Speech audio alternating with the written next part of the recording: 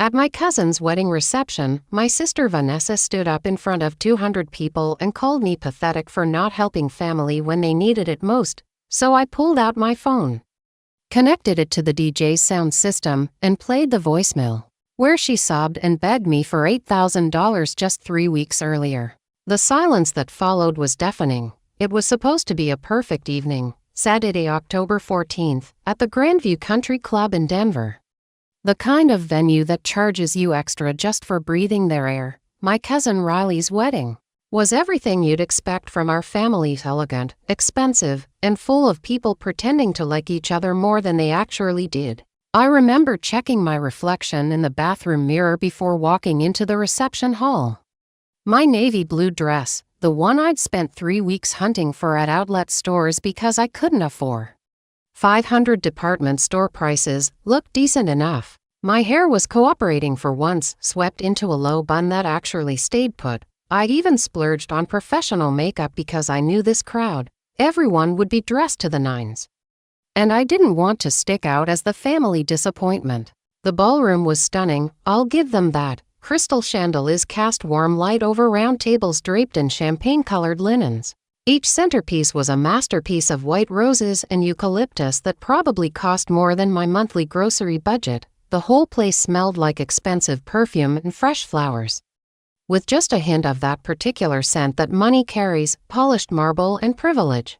I was sitting at table 6, strategically placed between my great-aunt Dolores, who hadn't spoken to anyone in the family since 2019, and my cousin Brett's new girlfriend, whose name I'd already forgotten twice. It wasn't the family table that honor was reserved for the golden children like Vanessa, but it wasn't banished to the back either, which I considered a small victory. My husband Marcus had his hand on my knee under the tablecloth, a gentle reminder that we were in this together. He'd worn his good suit, the charcoal gray one we'd bought for job interviews 3 years ago, and somehow he still managed to look like he belonged here. That's the thing about Marcus. He has this quiet confidence that makes people assume he's more successful than he actually is. Meanwhile, I was picking at my salmon and trying to calculate how much this single plate of food cost. Because that's what anxiety does to you, it makes you price everything. The evening had started normally enough. Cocktail hour with overpriced drinks and small talk about who was doing what with their lives. Riley looked radiant in her Vera Wang gown. Yes, she made sure everyone knew it was Vera Wang. Her new husband Derek seemed nice enough, though he had that slightly overwhelmed look of someone who'd just married into our particular brand of family chaos. I'd managed to avoid most of the landmines so far. Smiled politely when Aunt Margaret asked if Marcus and I were still trying for kids, as if my reproductive choices were community property. Nodded sympathetically when Uncle Frank complained about his golf handicap like it was a genuine hardship. Made appropriate small talk about the weather, the venue, and how beautiful everything looked. Vanessa had been circulating like the queen bee she's always believed herself to be. Designer everything, from her burgundy silk dress to her Louboutin heels that probably cost more than most people's rent. Her highlight was so perfect it could be seen from space. And her smile was that practiced, camera-ready expression she'd perfected over years of being the family favorite. She'd barely acknowledged me during cocktail hour, a brief nod when our eyes met across the room. The kind of recognition you'd give a distant acquaintance. Nothing unusual there. We'd mastered the art of polite indifference at family gatherings years ago.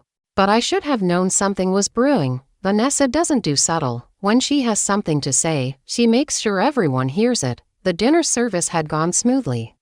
Speeches from the parents, all misty-eyed and proud, the best man's toast that was equal parts embarrassing stories and genuine affection. Everyone was relaxed, wine flowing, laughter echoing off the high ceilings. Even I was starting to enjoy myself, thinking maybe this would be one of those rare family events that passed without drama. That's when Vanessa decided to take the microphone. She'd been at the head table, of course, looking perfectly composed, as she dabbed her eyes during the father of the bride speech. But as the applause died down and people started settling back into their conversations, she stood up with that particular grace that comes from years of ballet lessons and finishing school. "Excuse me," she said, her voice cutting through the chatter as she walked toward the DJ booth. "I'd like to say something." The DJ, a 20-something kid with perfectly styled hair and a nervous smile, handed over the microphone without question. Vanessa had that effect on people, the kind of presence that made service workers and authority figures alike just automatically defer to her. She walked back toward the center of the room, heels clicking against the marble floor with the confidence of someone who owned every space she entered. The microphone crackled slightly as she adjusted it, and conversations gradually died as people turned their attention toward her. "I know we've heard some beautiful words tonight about family," she began, her voice warm and melodious. She had this way of speaking that made everything sound profound, even grocery lists. About what it means to support each other, to be there when it matters most. I felt the first flutter of unease in my stomach, something about her tone, the way she was positioning herself in the room, the slight emphasis on certain words. Marcus must have sensed it too, because his hand tightened on my knee. "Riley and Derek are so lucky to have families who would do anything for them," Vanessa continued, gesturing gracefully toward the head table where the happy couple sat looking slightly confused but pleased by the unexpected attention. "Families who understand that love isn't just words, it's action. It's sacrifice. It's showing up when someone needs you most."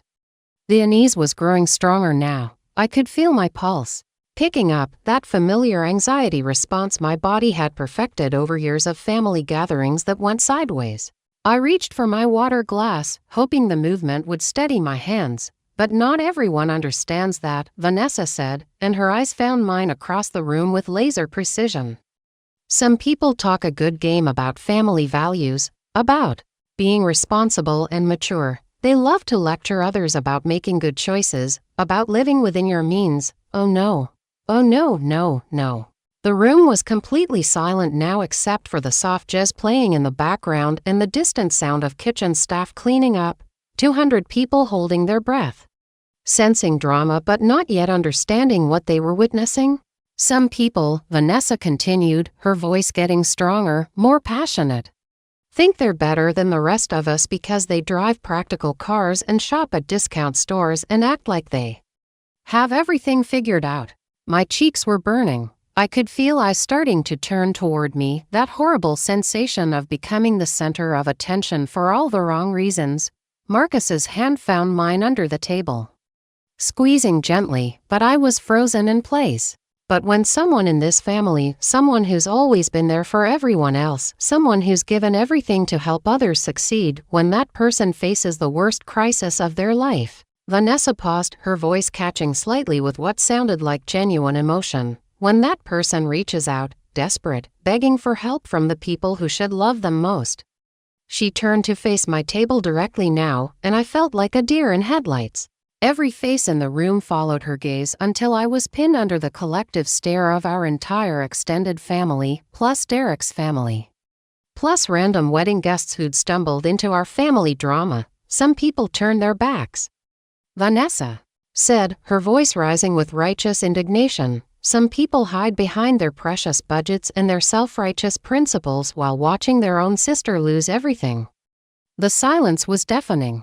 I could hear my own heartbeat, could feel the heat rising in my face, could sense the uncomfortable shifting in chairs. At my cousin's wedding reception, my sister Vanessa stood up in front of 200 people and called me pathetic for not helping family when they needed it most. So I pulled out my phone, connected it to the DJ's sound system, and played the voicemail, where she sobbed and begged me for $8,000 just 3 weeks earlier. The silence that followed was deafening. It was supposed to be a perfect evening, Saturday, October 14th, at the Grandview Country Club in Denver. The kind of venue that charges you extra just for breathing their air. My cousin Riley's wedding was everything you'd expect from our family: elegant, expensive, and full of people pretending to like each other more than they actually did. I remember checking my reflection in the bathroom mirror before walking into the reception hall. My navy blue dress, the one I'd spent 3 weeks hunting for at outlet stores because I couldn't afford $500 department store prices, looked decent enough. My hair was cooperating for once, swept into a low bun that actually stayed put. I'd even splurged on professional makeup because I knew this crowd. Everyone would be dressed to the nines. And I didn't want to stick out as the family disappointment. "Excuse me," I said, my voice calmer than I felt as I walked toward the DJ booth. The young man looked confused but stepped aside as I approached. "Could I borrow your sound system for just a moment?" My hands weren't shaking anymore. The anxiety had transformed into something else, clarity, maybe. Or just the particular kind of calm that comes when you've finally decided to stop taking the high road. I connected my phone to the DJ's equipment with the same cable he'd been using for the ceremony music. The connection was seamless, professional grade, which meant everyone was about to hear Vanessa's voice with perfect crystal clarity. "Since my sister wants to talk about family loyalty," I said into the microphone, my voice carrying easily across the stunned ballroom. "I think everyone should hear what that actually sounds like." Vanessa's face had gone white. She was still holding her microphone, but no words were coming out. For the first time in my life, I'd rendered my articulate, confident sister completely speechless. I scrolled to the voicemail from 3 weeks ago, the one I'd saved because I couldn't quite believe what I'd heard, the one that had kept me awake for nights afterward. The one where Vanessa had called me crying at 2 a.m., so desperate she could barely speak coherently. "This," I said, finger hovering over the play button, "is what begging actually sounds like." And then I pressed play. The first sound that filled the ballroom was sobbing. Messy, desperate, ugly crying that no amount of makeup or designer clothes could make elegant. Vanessa's voice, raw and broken, pleading through the speakers. "Meredith, please, please pick up. I know it's late but I don't know what else to do. The bank is foreclosing.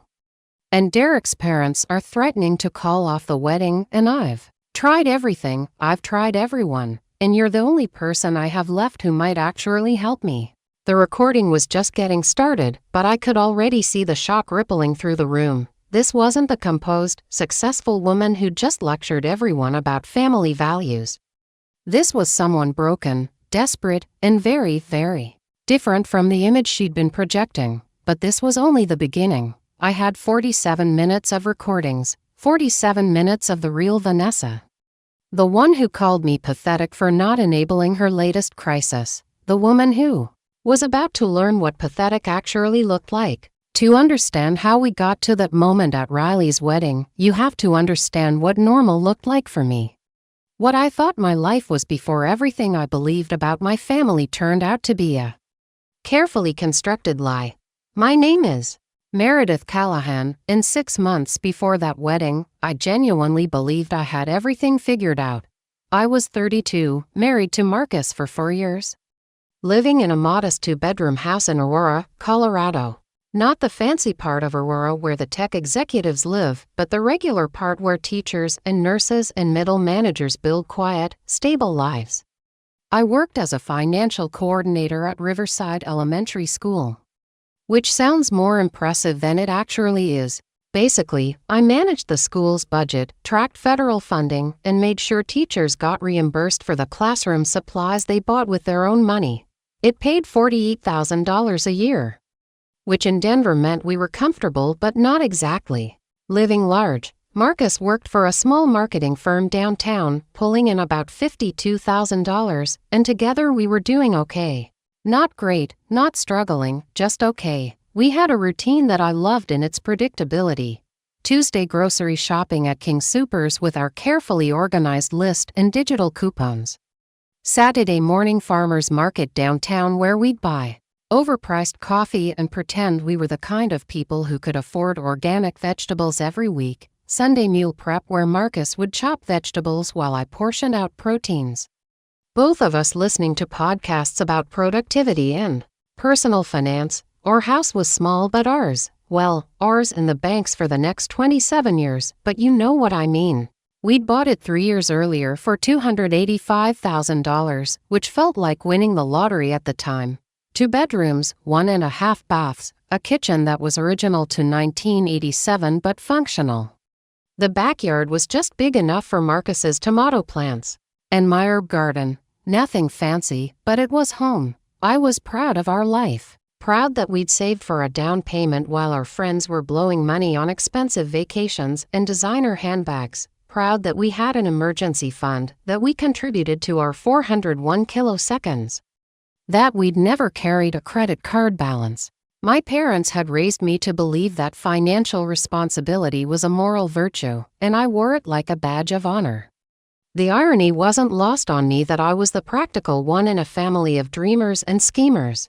While Vanessa was constantly chasing the next big opportunity, the next level of success, the next version of herself that would finally prove she'd made it.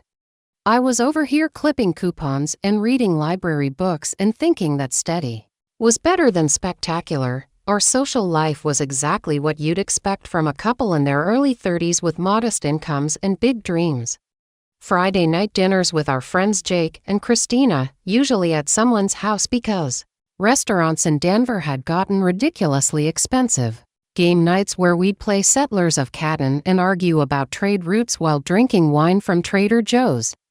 Hiking on weekends because it was free and beautiful and made us feel like we were living in Colorado for the right reasons. Marcus and I had talked about kids, the way couples do when they're not quite ready but know they probably will be someday.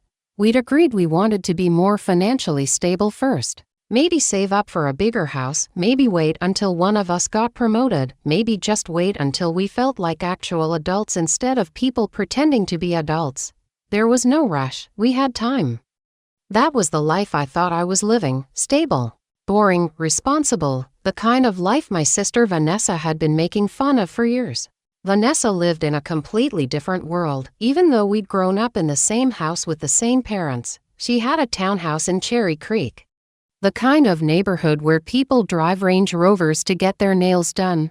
Her place was gorgeous: 3 bedrooms, 2.5 baths, granite countertops, hardwood floors, one of those kitchen islands you see in magazines. She'd bought it 2 years earlier for $420,000, which seemed impossible on her nonprofit salary, but Vanessa had always been good at making money appear when she needed it.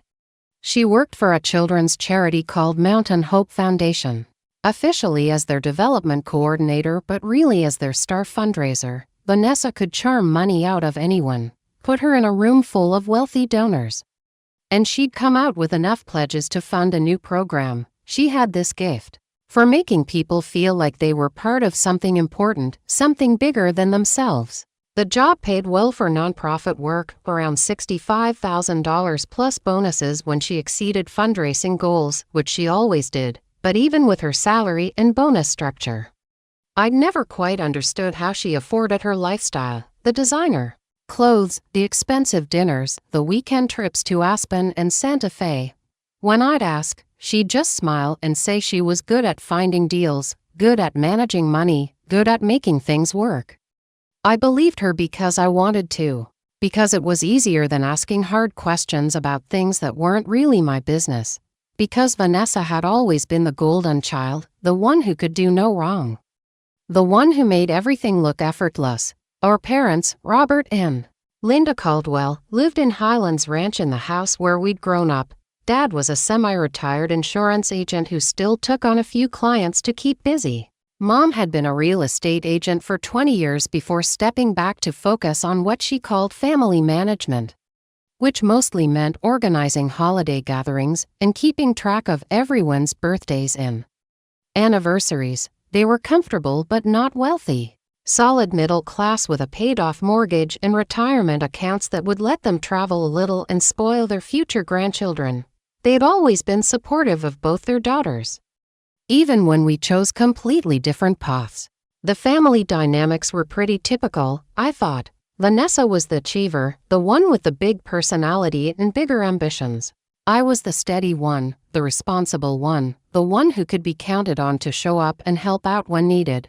We weren't particularly close as adults, different circles, different interests, different priorities, but we weren't enemies either.